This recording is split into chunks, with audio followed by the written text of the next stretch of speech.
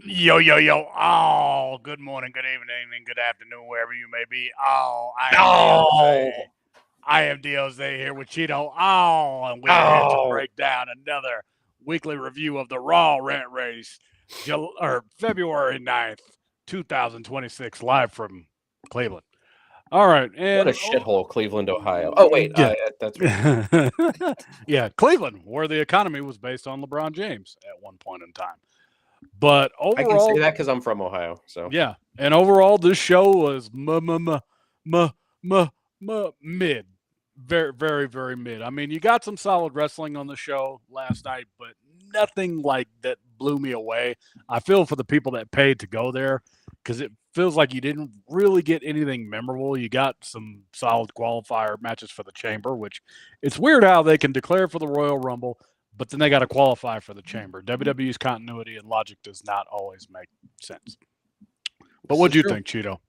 I agree with you. This card was actually very mid, and actually, I think the wrestling was mid. So Mm, I mean, last week we were complaining that we only got 3 matches, and like none of there were. And none of them were particularly good. This week we got 5 matches, and still none of them were particularly good. yeah, And we'll get into each match as we talk about it. But honestly, like they need to put like some of these matches would have been very good if they would have actually dedicated more time to them. But they had to have their adverbs in there. yeah, Like so. I don't know. Yeah, I'm definitely not a fan of. I really truly wish I could watch SmackDown and commit to reviewing it. I just can't. I wouldn't be. I know I can do this on Tuesdays. I just can't commit to SmackDown. But I can clearly tell you now by watching once I watch both shows that I clearly enjoy SmackDown more. I'm not even yeah, gonna lie. yeah. Monday Night Raw, it just feels like we're just going to get through it just to get through it. It kind of reminds me of how WCW was toward the end of their days. But let's go ahead and break this down. Well, we All gonna right. talk about So, any of the news oh, yeah. first, or Oh, yeah. We're going to go ahead and talk about some news first. Apparently, Braun Breaker is hurt. He had like another like injury while training or something. And I guess well, he's going to no, be out till. he had a hernia, and like Oh, it was not that bad, but then apparently it got worse when he went to flip the announcers table over on Raw oh, last week. So it just made it worse, or was it on SmackDown? I don't remember. It was on it was Raw. on Raw. It was Yeah. on Raw. So Yeah. yeah, when he went to flip over the table or whatever, like apparently it made his hernia worse, and so now he might be out till after Mania because he had surgery for that hernia like this Yeah. past week. Which sucks, but because I know I'm champion for Braun Breaker to main event WrestleMania, but since WWE doesn't really care to make him mean worth anything, then why do I really need to care at this point? But here's the thing: it's like I mean, you won't. It's almost a wash because it's like he was supposed to be facing Seth Rollins at WrestleMania. Yeah. You know what I mean? Like, so it's almost kind of like, why not just leave it a wash and then put another match in there? Like try to build up younger superstars for a big match or something like that. And maybe have if Seth Rollins is ready to come back at Mania, maybe have him come back and cost Roman Reigns the title at WrestleMania, or have it, who else is he feuding? Have him cost Logan Paul his match, or you know just mess with the vision, however throughout the WrestleMania, however the vision is going to be involved in WrestleMania. But like, yeah, I think honestly the Breaker Rollins match is kind of like, well, since they're both injured, and honestly Rollins is not 100% going to be cleared, they might as well just wash it and just see what they can do with Rollins if he is available to come back at that point. And I think he might be coming back sooner than we think because going into once we get to the main event, we'll talk about the finish and all that kind of stuff.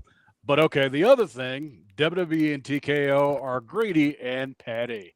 They are not allowing, sports bars and blah, blah, blah, what have you, to do WrestleMania 42 watch alongs within a 50-mile radius of the stadium. So, yeah, even if you pay for the license fee, the PLE or whatever, you can't do that. So, Which is crazy because yeah, a lot of and I know this has been reported elsewhere, but a lot of like, talent that just aren't on the card or whatever, like they host watch parties.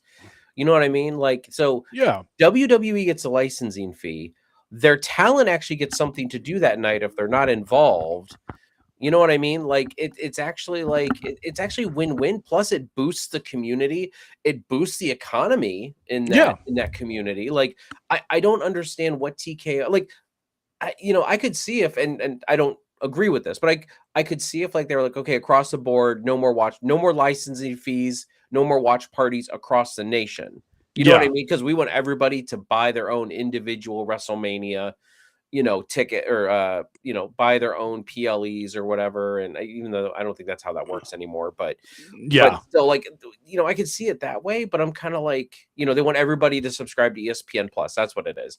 And Ha! it's like, but I'm like, but why? Like, you're really like Shanghaiing your community. And as I said, even locally it's the WrestleMania thing is supposed to be a community event in that entire area. Like that whole city that WrestleMania is in that weekend is supposed to be WrestleMania weekend, watch Mhm. parties and special events and the event itself, like I don't understand TKO, and this just harkens back to TKO has no idea what they're doing with WWE.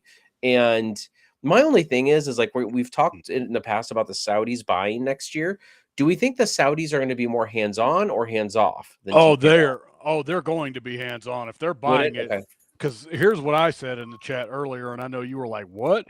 WWE or the Saudis will insist that WWE hosts one major PLE there a year, whether it's the Rumble, SummerSlam, Mania. It's going to happen. They're Mhm. going to insist that we get one big PLE a year, and that's going to be what they say. They're like, we don't care what you guys do the rest of the time, but you will give us a Royal Rumble, Mania, SummerSlam, Money in the Bank, or Survivor Series if we so choose to have one. And Yeah. they will. No, And they that's will. what, 100% will, because they think they're the center of the universe a lot of times over there. yeah. And I think as far as the WWE PLE watch along thing, it sucks for the talent. It sucks for Vegas. It sucks for the community. I'm not going to be surprised if TKO get that petty and they say, regardless of what town we go to for all of our PLEs, you can't do a watch party. And I'm like, that's just so stupid because it's another thing that you're alienating the fans. I mean, in this economy, people are not trying to spend $30 a month on another streaming service, but if they can't go to the event, why not have them go to a watch party? Why not have WWE send, Maxine Dupree out to do a watch party or Otis or whoever Because just to engage Maxine with Dupree fans? ain't going to be on the WrestleMania card, because we'll get into her later. Oh, yeah. But I think that pretty much covers our news for the week. I think if there's nothing else to talk about as far as Yep. news So if goes. you guys just out there and if you're watching this in the YouTube community, if you like us talking a little bit about the news at the beginning of the show, leave a comment below. Say, yes, I want to hear more on the news before reviews or after reviews. And we'll try to bring some news to talk about if it seems like people are interested in that, and just us giving our opinions on some of the news that's come out over the past couple days. So Yeah. All right. And let's get into the show. CM Punk and AJ Lee are making their entrance, and Becky Lynch has that look like, what the fuck are you doing here? And she just goes full on psycho. She comes out in the ring and she's like, oh, I can't believe AJ Lee is back, and AJ Lee is out to ruin my life, and blah, blah, blah, blah, blah, blah, blah, blah. And then AJ Lee comes out and she's like, how did I ruin your life? What did I do? And then she's like, Becky's like, all right, well, I have to face you. I've got to face you somehow. And I guess here's where the continuity kind of fucked up, because at first they said that it would be a number one contendership match, and then throughout the rest of the night they said this was going to be a women's intercontinental title match at the Elimination Chamber. I So I I'm kind of thought confused here. I thought that too. They did say then that, AJ was like, I'd be the number one contender if I beat you, right? I'm like, okay, Yep. so they're going to have a one-on-one match at Elimination Chamber, and AJ's going to win because obviously they want AJ and Becky at WrestleMania. WrestleMania. But now they're saying that it's a Intercontinental title match already. Yeah. That Make that make sense because because the they're a bunch of continuity. dumbasses and nobody knows what's going on. You know what I No. mean? Like, I think it was probably the producers did not convey properly to AJ, or AJ just forgot because she saw to practice. Because me and these part-timers, I don't like part-timers. Mhm. I think that they're bad for the business. I mean, again, like if you have celebrities come in, that's one thing, and I don't mind celebrities. You know what I mean? Like as long as they're willing to put the work in, like Jelly Roll, like Dennis Rodman, guys that guys that actually kind of like put effort into their, they're not just there to show up. Like, Yeah. you know, Bad Bunny, even speaking of topical things, he actually put Stephen Amell. When he showed up, he put the effort in to at least look like he wanted to be there. It wasn't a promo shot, Yeah. It wasn't like, oh, I have to be here to promote my thing and then, be like a guest host and I got to remember the script because I remember that guest host here of Monday Night Raw. Some good, some bad, some god awful. And you But know yeah, what? Honestly, I didn't mind that. Those guest general managers, yeah, celebrity general manager. I didn't mind that. I thought that was yeah, fun in some instances. You're right. There yeah, were some that were really bad, but then there were some that were really fun. yeah. So, but yeah, no, it's like, but a part-time wrestler is just like with Brock Lesnar, AJ Lee, Roman Reigns. We'll get into him. Oh, he's definitely on that list. Yeah, and it's just I can't, I do not like these part-timers. When I heard AJ Lee was coming back and I was like, and she was going to be full time. Like originally it was reported that she was going to be full time and I'm like, awesome. That's great. It's great to have this talent from, ages past that people identify with. I was not a huge fan of AJ Lee back then, but like I was like, I see the appeal from fans, and that's fine. Yeah, Like she's kind of like the Lita of the of that PG era, and I'm like, okay, cool. But I hate this like part time thing. It's just no. yeah. And here's my gripe. Okay, if you're gonna do AJ Lee versus Becky Lynch, there's two ways you could do this. One, generation versus generation, which is the route I would have gone with, or put the women's world title on Becky Lynch and let AJ Lee and Becky feud for the women's world championship. The Intercontinental title and United States title for both men and women's needs to be the workhorse / stepping stone championship for mid-card talent, mid-card talent to be elevated to the main event.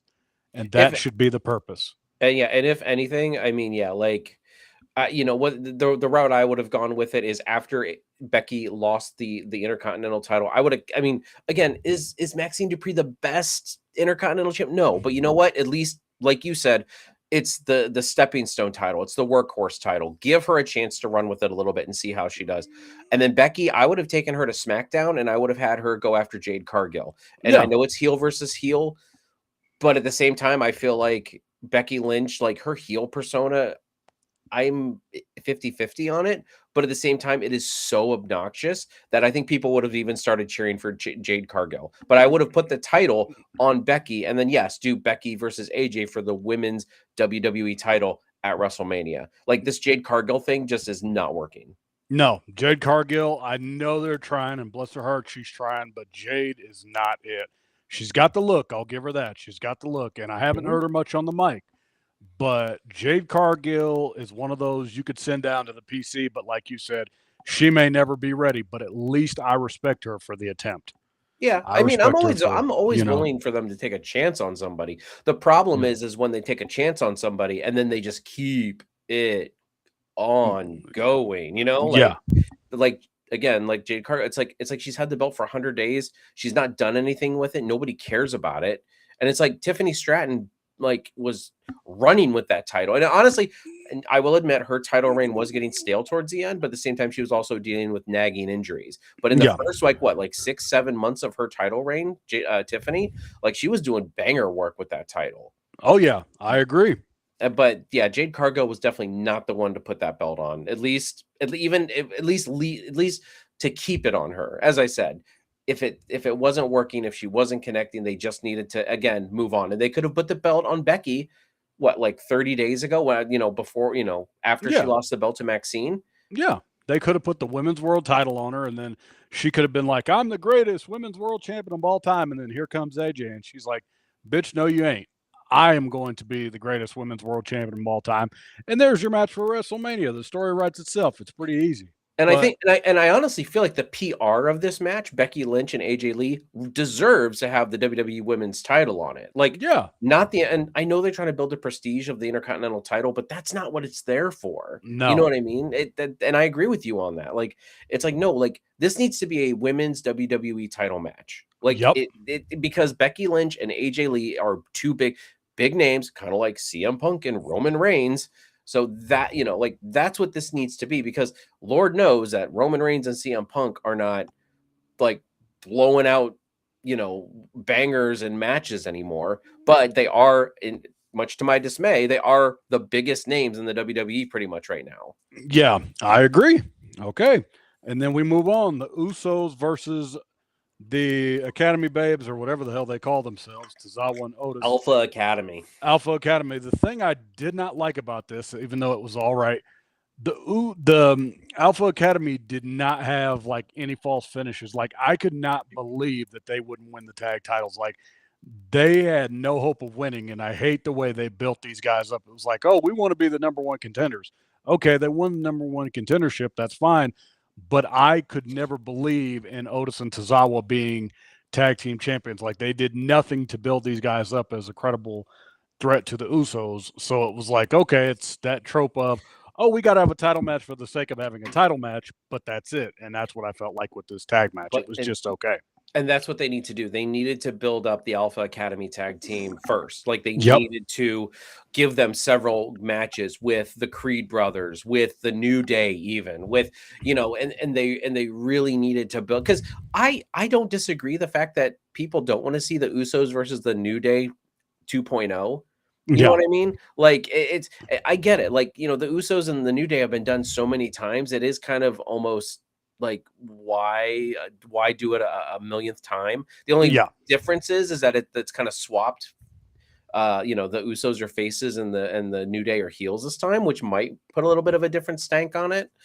But yeah, the Alpha Academy, I never believed that we're going to win this anyway. What would have been great is, and the Usos just got the belt, but like, if the Alpha Academy would have pulled it out, and the Usos would have been severely pissed about it, and whatever. Like, not that I want the Alpha Academy, and I don't think they deserve the tag titles, but at the same time, it's one of those moments where it's like you could pull a swerve and do something different. But again, they kind of wrote themselves in a corner with this one, because it was just like, nobody believes the Alpha Academy is walking out of here with the titles. No, I didn't believe it, but yeah, they won. And then after the match, Jimmy is like, all right, Jay, you need to, get into the chamber and you need to win the damn thing. So they kind of spoiled it that it's like, all right, Jay's in a qualifying match for the chamber. He's not winning shit. His time is over, which sucks, but it is what it is. And then moving on, Stephanie Vaquer basically bitches out Dominic Mysterio and Liv Morgan. Dominic and Liv comes out, and Dominic makes me proud by paying tribute to his shoot father, Eddie Guerrero. I don't give a fuck about Rey Mysterio. Eddie Guerrero is that boy's father. Eddie Guerrero is Dominic's father, and he comes out with the flowers, gave me Eddie Guerrero and China vibes, and they're like, yeah, we're the greatest of all time, blah, blah, blah. And then Stephanie and Dom basically cut a promo in Spanish, and Liv was like, what did he say? What did he say? What did he say? What did he say? I don't understand. And then I guess they're going to stretch this shit out until the Elimination Chamber, when Liv Morgan has to make her choice. But this was just an all right segment overall, just to say, hey, Liv versus Stephanie could happen at WrestleMania, but we don't know yet. The only two notes I have on this one is I love that when Dominic got scared shitless when Vaquer did her Kane entrance, like that was total Kane entrance, right? Yes, like it was. Like when the pyro just hit and her music hits right away. It's like, I'm like, oh, I got Kane vibes on that one. Yeah, I did too. And then my other note was Stephanie and Dominic go back and forth in Spanish, and I said, well, I bet MAGA's planning next week's All-American Raw. Yeah, because they're going to be in, I think, Nashville next week. I don't know. All I know is that the MAGA just loves to be scared of people speaking Spanish. So I mean, now they're like, it's not American. We need the All-American Raw. Okay, and then Rhea Ripley defeats Lyra Valkyria and Ivy Nile in a triple threat match. This is one of those things where I think we've got a right to complain, where it's like, this should have gotten more time than it did. If you're going to let the women go out there, they should have gotten a little bit more time. I mean, I have no problem with Rhea winning, because obviously Rhea's the bigger name. You're going to want her to do some death-defying shit in the chamber. I would have personally liked to have seen Ivy Nile get her shine, because no disrespect to Lyra and Rhea, but Ivy Nile just feels like, another body on the roster. She's one of those I wish they'd build up a little bit. But the other thing is, like, Lyra and Rhea are neck deep in the tag division. And I get it. Like, I get it. Like, yeah, you can have like But the problem, this goes back to the problem that we've been talking about the past couple weeks about how they've gutted the women's singles division to make all these tag teams. It's like you got Yep. Lyra and Bailey that are supposed to be like a big tag team, and then obviously Rhea Ripley and Io Sky are the women's tag team champions. I actually agree with you. I think this would have been great for a swerve with Ivy Nile going over, like, and even her being shocked. You know what I mean? Yeah. Like, like even her being like, "Oh my god, I just won this thing." Like kind of give her that like Santino thing where it's like kind of like, "Did I just win? Yeah. Holy crap! I did it. I'm in the elimination chamber." Like and I really feel like, yeah, I think Rhea is a big name and she needs to be in these big matches. But at the same time, this is what happens when you gut your singles division. Now Yes. you've got all these tag teams like doing singles division stuff because, hey, you've got nobody in the singles division. Yeah, it's a fair point. And then, all right, Finn Balor is like, this isn't over. I want my fucking world title back. And then CM Punk is like, all right, well, at the Chamber in Chicago, we're going to finally fight it out. And Adam Pearce comes out and he's just like, no, I'm not going to make the match. And then he's like, all right, well, fuck it, I'll make it. And we know what this is. They're just killing time just so Finn Balor can lay down for CM Punk or tap out to CM Punk. And the main event's pretty much a deadlock where it's going to be CM Punk versus Roman Reigns because they won't shut up about that. Well, but Finn's getting his shine at least. Finn's at least getting his shine. That's the one good thing. It'll be great matches and I think great promo work, but it's just like, like Finsky. I love that CM Punk called him Finsky. But like, yeah, like Balor. So this is the point I was going to make about Roman Reigns earlier, like when we started kind of, but like Balor's just a stopgap. He's just a stopgap for Roman Reigns because I think I can't remember who I heard or saw somewhere that Roman Reigns is not scheduled for any Raw appearances until after Elimination Chamber. So it's like, why? Like, why do Mania? Like, why have Roman Reigns make his choice right now? Why not wait till Elimination Chamber to make his choice then? So at least we don't know if CM Punk or Drew McIntyre is defending the title. So at least if you say, hey, CM Punk versus Finn Balor, at least you can say, well, because honestly, I feel like whatever championship gets chosen, if they choose it that early, that title shouldn't be defended because, unless something really feels right. This does not feel right. You know what I mean? Like, and if they do a triple threat, that's just dumb. Like, this really I don't want that. Yeah, if they try to do a Finn Balor, CM Punk, Roman Reigns triple threat, that's a dumb idea. I love Finn Balor, but that is the wrong move here. No, Finn Balor is not going to be main eventing WrestleMania. Had he not gotten hurt in 2016, in 2017, I could have seen him as a WrestleMania main eventer, but I don't see it now. No, not at all. He's a stopgap. This is just a stopgap. It's just to say, okay, hey, we've got time to kill until Roman comes back, and then the mic work will be picking up, and then mic work is going to carry CM Punk and Roman Reigns. Yeah, and this is the low point of the night, I think, for both of us. I think it's fair to say. Oh yeah, absolutely. Maxine Dupree, it's over. It's just over. Natalya pretty much buried Maxine Dupree. I know they're trying to make Natty more aggressive. I get it, but it couldn't have been a competitive match at the very least. And then Natty couldn't have got her in a sharpshooter, and then they could have done the thing where AJ comes out and then Becky just slams AJ. It was a in the 3-minute match. It was 3 minutes. They were in the ring for a couple minutes. They tried their submission. Well, Maxine tried her submission a couple times, and then they got outside and they got counted out. It's like, what are we doing? Like, why? This is. I feel like they're trying to do a whole Rusev Sheamus thing, and it just doesn't work with these two. No. Like, if you give me Beth Phoenix and Natty, like in this even a more recent example, like you give me Rhea Ripley and Natty in this kind of scenario, sure. Like, I feel like they could really beat the hell out of each other. Yeah. But no, Maxine has not proven herself to be like a brawler, or anything. She doesn't have the intensity that Kurt Angle had. I know they're trying to convey that with her. She's not there yet. No. She needs more time. I mean, this is one of those things. I'm going to go ahead and say it, and I know I'm going to piss people off. I don't care. Maxine needs to be taken off of Monday Night Raw, and you need to put her either back in NXT or SmackDown, because there's no saving her on Monday Night Raw. With the way they're constantly treating her, there's no way. And welcome to the stream, Ginger Greek. Honestly, we're not burying Maxine. We don't like we believe we don't like Maxine the booking. We don't like how she's being portrayed in book. Yeah. Yeah, we believe that she could be better than she actually is being booked, but WWE's just dumb. Like, WWE's just totally burying her, and we don't like that. We're like, come on, WWE, why are you treating her the way you're treating her? yeah, and I mean it's a whole not like what, and then AJ Lee coming out again. I'm like, so wait, it's like Natty 2.0. Like, is Yep. AJ Lee now going to betray Maxine? Because that's the exact same thing you were basically doing with Natty.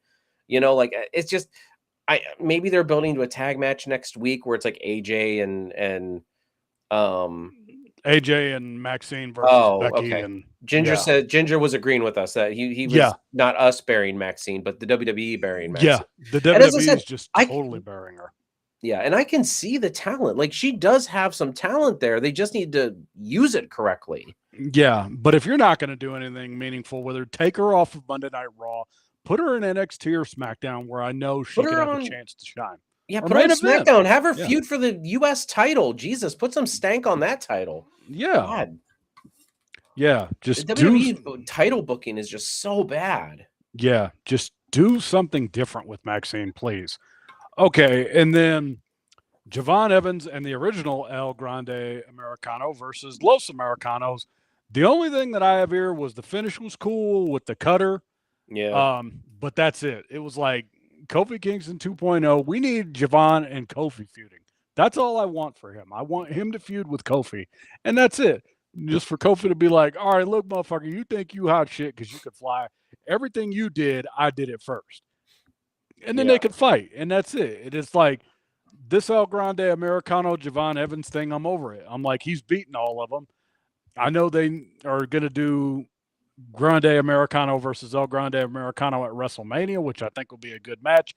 I think it's going to be a mass versus match, which is where they're going.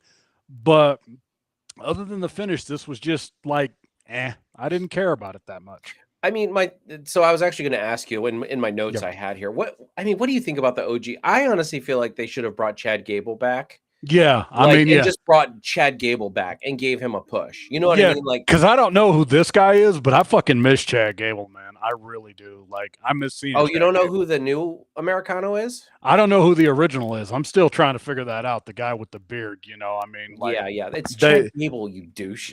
It is Chad Gable. Okay, yeah, I didn't know that. I did know that. I was just fucking with you. Oh, okay. Yeah, Ludwig Kaiser is also he's the new one, and it's like, but like, I kind of feel like like, I know what they're doing, and it makes sense. I fully acknowledge it makes sense. But you're kind of over it at the same time. It's like, and I'm like, I kind of want them to just push Gable to the moon at this point because he needs it.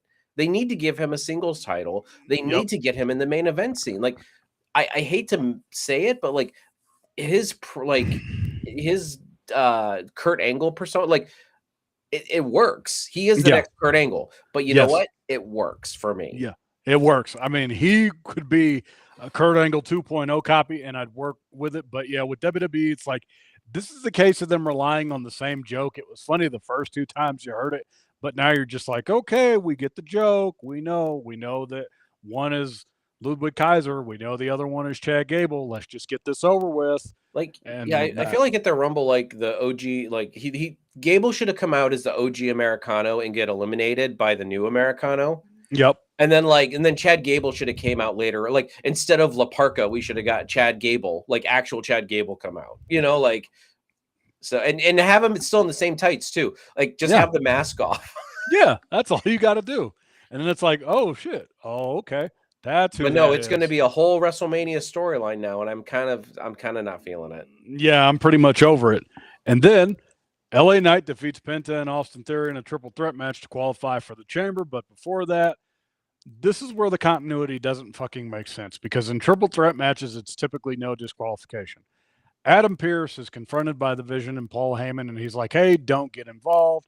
And then Logan Paul's like, what, you little shit? What are you going to do about it? So, again, unless this leads to Adam Pearce getting his ass whooped and we get a new Raw general manager, I don't care about this. I do not want the general manager taking up too much screen time, and I feel like that's what WWE is doing with Adam Pearce. But this was a really solid match to just show that LA Knight is going to go into the Chamber, do some death-defying crazy shit. Is he going to win it? It'd be nice. But it would be nice. But with Cody Rhodes also being in the qualifier, Jacob Fatu being in the qualifier, and I forgot who the third guy is in that matchup on SmackDown. I don't remember. It's Yeah, somebody who's not going to win. yeah, Sami Zayn. Sami Zayn. Oh yeah, it's definitely he's def. Now that would be hilarious though if like Cody and Jacob get themselves counted out and Sammy wins. That'd be Yeah, hilarious.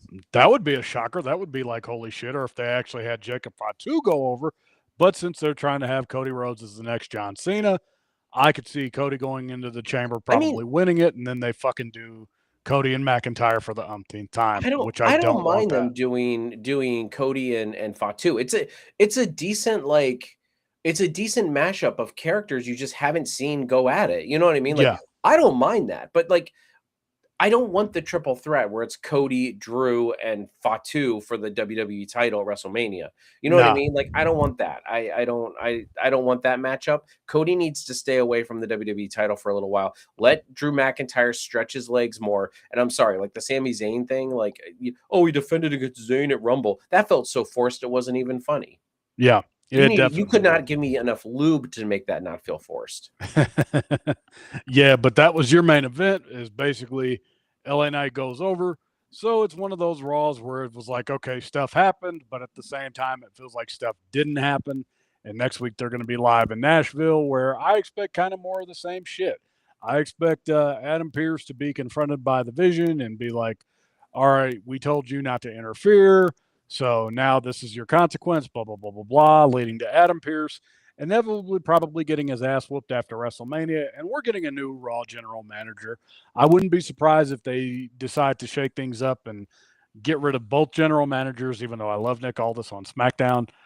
But these guys have been the general manager for like 4 or 5 years now, so WWE is probably going to change some shit. I don't mind the general managers, but I do agree with you that that Adam Pearce is using up too much time. Like I like Nick Aldis on SmackDown because it seems like he just comes out, he just makes matches, and that's it. And that's what a general manager's for. Yeah. You know what I mean? Or like a backstage segment when, like when somebody's pissed off and like, oh, I want this person next week, they go to the general manager. But it's like, yeah, this whole like this whole Adam Pearce and the Vision feud and all like what. No, like why unless this leads up to an Adam Pearce versus Paul Heyman match. Yeah. I'm joking, but still, like, but like I don't, yeah, like it is kind of contrived a little bit where it's just like, like I like Adam Pearce. I think he's funny, but I also agree with you. If they've been general managers for that long, then it's like, it is time to switch it up. You know what I mean? Like you need every couple of years, you need to switch up the authoritative role, and I know Adam Pearce has been producing some matches in the back. Let him go produce some matches for a while and give somebody else the GM on-screen role. You know what I mean? Yeah, let's do that. Let's go ahead and switch things up. I mean, yeah, I like Adam Pearce. I think he's a funny guy, but since AJ's a part-timer, I could see AJ possibly being that would be fun if AJ became the general manager. Yeah. I could see that. I mean, I don't think he would like it. I think he would like to be more of a producer in the background because he seems to be not a very like attention seeking kind of guy. Even though I could see AJ definitely being a coach or producer. That's where he will be now that he's. I'm trying to think of who would take over general manager. Oh God. Let's see. When's the last time we had a female general manager? Because I know AJ Lee. Now that she's back, I wouldn't be surprised if they're like, "Oh, AJ Lee, let's use you." And I'm like, "No, they need someone who's going to be there every week." You know what I mean? Like, I'm trying to think of somebody who's injured, maybe who could come back and talk. I mean, it'd be hilarious if they did Dominic Mysterio, but like that'd be great. But he's kind of not. I mean, he's kind of coming back right yeah, now. I would say next week. I think he's wrestling in a qualifying match. I think he is. He's got Javon Evans and one other motherfucker. Oh, Gunther. Actually, Gunther. That's Gunther. Oh, and speaking of, okay, we could go over some WrestleMania stuff to kind of fill this out. Gunther's facing Randy Orton at WrestleMania because Randy Orton is also in the chamber. So there you go. Gunther's not winning this. Randy Orton's not winning this. So yeah, there's that. Randy Orton, you will be retiring soon. I can see that now. I hope not, because Randy Orton's doing really good, and I like Randy Orton right now. I think he's, I agree with Ginger Greek. He's always said like Randy Orton's a bit more tolerable now that he's kind of just like he's in the twilight of his career. He's a bit more of a like a ham. Like he and I think it works for him. Yeah. so I agree. Yeah, he's at that. Yeah, Randy Orton's at that age where he just I doesn't think give a shit. He's like, I'm here just to have fun. And I think Randy Orton should just face Gunther and just be like, yeah, I'll retire. And then after Gunther beats him, be like, I'm not retiring. Like, yeah, what do you think this was? I'm not. I didn't say I was going to put my career on the line. You assumed I was going to put my career on the yeah, line. right. Like he's like, my contract did not say that I was putting my career on the line. Yeah, So yeah, technically, yeah, just have him just flat out lie. I'd love yeah. it. Yeah, I'm not retiring. And Like they build this up like, oh, I will end your career at WrestleMania, and then Randy Orton's like, okay, and then he's like, I retired Randy Orton, and then he comes out, and then he's like, I never said I was gonna retire, so quit making this shit up. yeah, right. Like Yeah, either that or you could just do like the whole like I don't remember ever saying that. Like yeah, the wink wink thing. Like yeah, I that would just infuriate Gunther. yeah. He'll be like, what the fuck, dude? Like my whole thing is I'm supposed to be retiring people. I'm And then supposed to be ending Randy Orton's people's just going to be career. like, I don't know what you're talking about. I Mhm. mean, I don't know. I didn't put my career on the line. I don't know what you're Yep. talking about. And then he'll just go, and then Gunther will just go backstage and choke the shit out of Rey Mysterio. He'll be like, you. This is a backstage pinata that just Yeah. everybody just beats up. Yeah, you motherfucker. I'm gonna retire you. You've been wrestling for like 40 fucking years, Ray. You need to retire right now. Yeah, right. But Oh, God. yeah, I don't think I don't know. I feel that the Gunther thing is just like, I get the Cena thing. Sure. I actually wasn't even on board with the Cena thing. Like Goldberg, sure. I retire Goldberg. I don't care about Goldberg. Bill Goldberg. yeah, yeah. Damn you, Bill Goldberg. You ended my career, Bill Goldberg. I hate Bill Goldberg. I think wouldn't it have been hilarious if Gunther came out in like pink and black trunks Yep. that night, like He should have done it too. while he's retiring Bill Goldberg. Yep. And they should have had, That's what I would have done. and they should have had Bret Hart right there at the hard cam the entire time. I would have been like, I would have watched that match just to see Bret Hart's reaction, be like, yeah, fuck Bill Goldberg. That's That would have right. been great. But yeah, this has pretty much been your Monday Night Raw review. I mean, like we said, stuff happened, but at the same time, it just felt like it was just your average Monday Night Raw. Yeah, I honestly, for me, it feels a little below average. Truth be told, Yeah. as I said, none of the matches stood out to me. As I said, the tag team match with Los Americanos and Javon Evans and like the main event was okay. I just like. I don't know. Penta, I can't take seriously. Austin Theory, I can't take seriously, only because of the way they've been booking him. Oh, they've buried that dude ever since WrestleMania 39 3 years ago against John Cena. I said he's done. Yeah, I'm like, so I mean, you kind of knew LA Knight was coming out of this one. I mean, they're doing the whole masked man gimmick again. It's like, God, can we please do something else? Oh, good point. Because I was going to actually talk about that. That's Seth Rollins. Because we know what the fuck this is. They're doing like this whole fucking like, oh, who's attacking so and so, and yeah, this is another way for the Vision to break the fuck up. Because like you said, the Vision's not working. They need to break up. So this is what they're doing. I think they're getting ready to break them up after WrestleMania. Do you know who's actually wearing the mask though? I think it's got to be Seth. I think no. I meant like who's actually like not storyline wise, but who is physically wearing it. No, I don't know who's physically wearing it. Grayson Waller is actually wearing it. Oh shit! Okay. Yeah, I know. Like, that's what they're reporting is that Grayson Waller is actually behind the mask. Obviously, it's going to turn out to be Seth Rollins, but like, yeah, like they were saying that the backstage word is that it's Grayson. It's Grayson Waller, which I'm like, where have the New Day been? Like again, what you have great talent like the New Day, and it's like, and Grayson. Honestly, I thought it was going to be stupid with Grayson Waller and the New Day. I'm actually kind of enjoying it. It's kind of working because it's like he's in the New Day, but he's not in the New Day. He's like Owen Hart in the Nation of Domination. He's just entertaining. Yeah, you're in it, but you're not really in it. And yeah, like the New Day, the turn against Big E was fucking awesome. I loved it. It's one of my favorite turns of all time.